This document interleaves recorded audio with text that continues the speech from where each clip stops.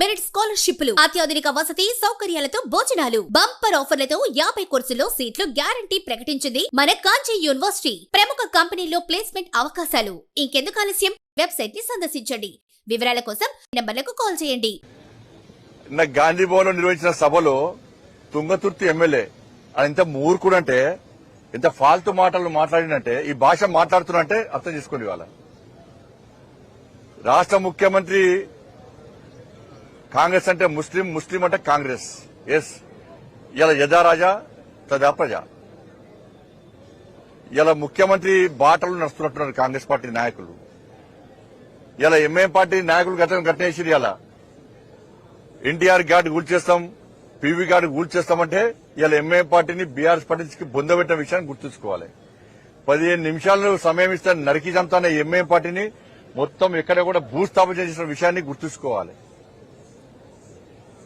రెడ్డి అయినా రావైనా ఎవ్వలైనా కూడా మా కాళ్ల కిందకి వచ్చి పడుండాల్సిందే అని చెప్పి ఎంఏ పార్టీ అంటే కూడా సిగ్గు లేకుండా, పౌరుషం లేకుండా, రేషం లేకుండా, రోషం లేకుండా వాళ్ళ మోచేతి నీళ్లు దాగే కాంగ్రెస్ బీఆర్ఎస్ పార్టీ నాయకులారా, మీ నాయకుల వివరశాలి ఫస్ట్ మార్చుకోండి. ఫస్ట్ అంత వేదిక మీద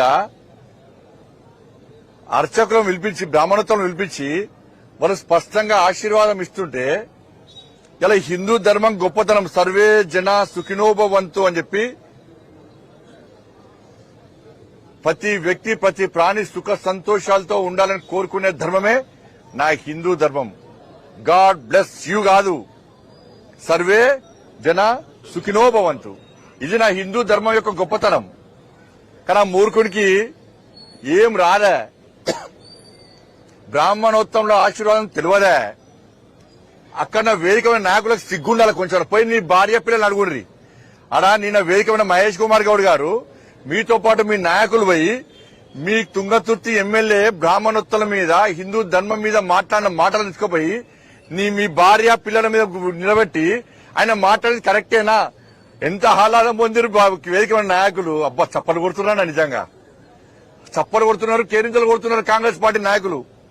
హిందూ ధర్మాన్ని ఏలన చేస్తే, బ్రాహ్మణోత్తముల యొక్క ఆశీర్వాదాన్ని ఏలన చేస్తే, బూతులు మాట్లాడితే కాంగ్రెస్ పార్టీ వేదికమైన నాయకులు చప్పలు కొడుతున్నారు. ఆనందం, రాక్షస ఆనందం పొందుతున్నారు. హిందూ సమాజం చూడాలి, వాళ్ళని హిందూ సమాజం గుర్తించాలి. వాళ్ళ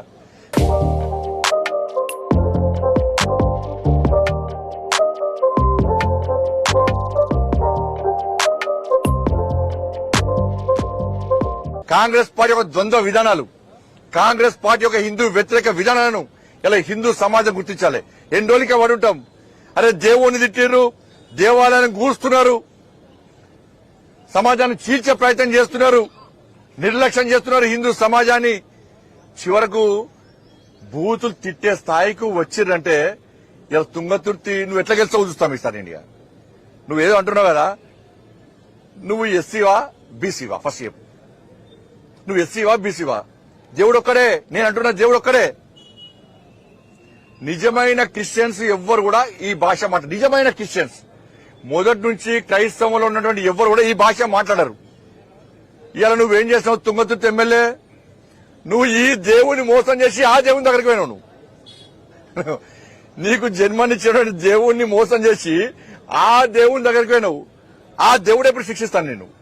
అరే, ఆ దేవుని మోసం చేసి నారకొచ్చిండు మూర్ఖుడు, ద్రోహి, దేవుల మోసం చేసే ద్రోహి అని చెప్పి నీకు శిక్షించడం స్టార్ట్ చేశారు. నీ పతనం తప్పదు, రాసి పెట్టుకో. నీ క్షమాపణ చెప్పాలని అవసరం హిందూ సమాజానికి అవసరం లేదు. ముఖ్యమంత్రి క్షమాపణ చెప్పాలి ఫస్ట్. ముఖ్యమంత్రి ఏమాత్రం నువ్వు ధర్మాన్ని నమ్ముకుంటే, నువ్వు హిందువు అయితే, ఆ వేదికమైన నాయకులు హిందువులు అయితే మీరు క్షమాపణ చెప్పండి. ఆయన వెంటనే పార్టీని సస్పెండ్ చేస్తారా, ఏం చేస్తారో ఆయన మీద వెంటనే క్రిమినల్ కేసులు పెట్టాల్సిందిగా ఇలా మత విద్వేషాలు రగిలించే ప్రయత్నం తుంగతుర్తి ఎమ్మెల్యే చేసిండు.